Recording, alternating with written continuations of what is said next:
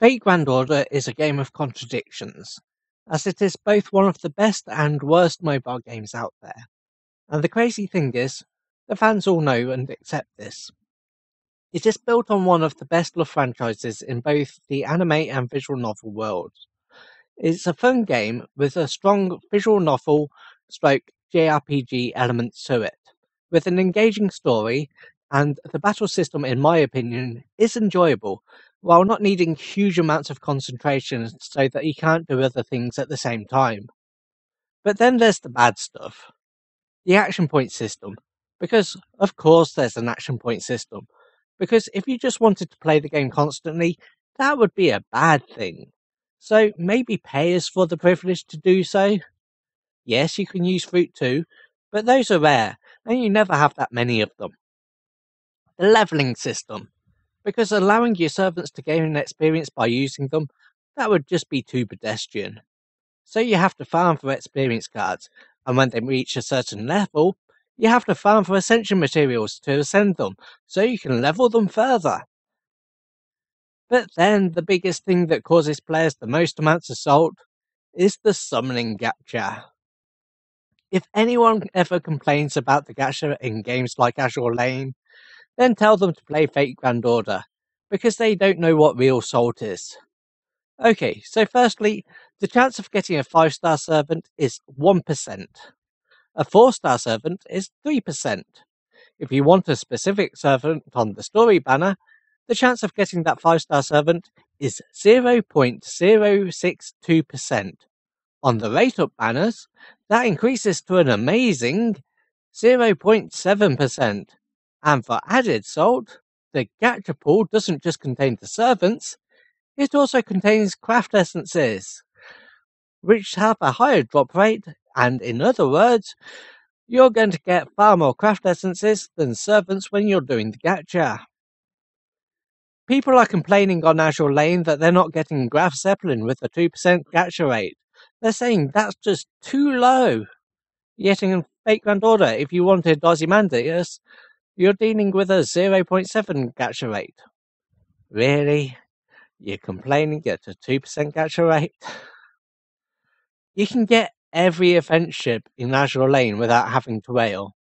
And yet, FGO, with the constant summoning banners being pushed onto players, it needs you to whale if you want those servers. And not just small occasional purchases either. You would need to whale hard. And yes, all Fate Grand Order players know this. It's nothing new, and the game was intentionally built this way. But just how much are these players whaling? Just how much is Aniplex making? And do they really need to keep things how they are? Well, we actually have the answers for that. Last year, Aniplex reported revenues of $930 million. This year, they're reporting revenues of $1.8 billion. Yes, billion with a B. They have doubled their revenue in a year, and the biggest change in that year has been Fate Grand Order getting released in several countries, including the North American release. It should also be said that last year they claimed that Fate Grand Order made them around $800 million, which means that everything else they were doing was bringing in only $130 million. But considering just how big Fate Grand Order is in Japan, and just how much a huge leap they have made in revenue in just 1 year with Fate Grand Order going worldwide, it's easy to imagine that number being accurate. So, players are spending a lot on this game. At a guess, you could say it's between $1.5 and $1.7 billion in just the past year. So does Aniplex really need to keep things as they are? Well, we know they aren't hurting financially. If anything, this game must seem like a license to print money. So for those reasons, they would be pretty reluctant to change things.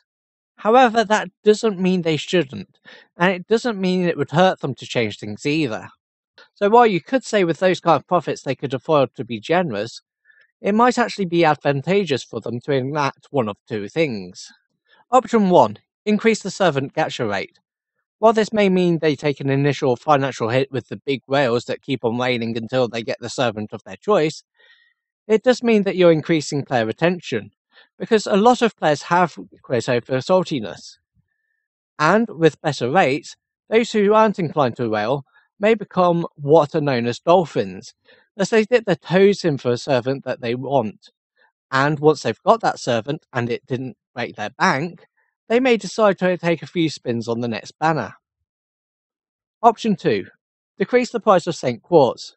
Again, there could be an initial financial hit, but you're having the same effect as increasing the rate up, because you're effectively giving people more St. Quartz, so they have more chances of getting the servant they want.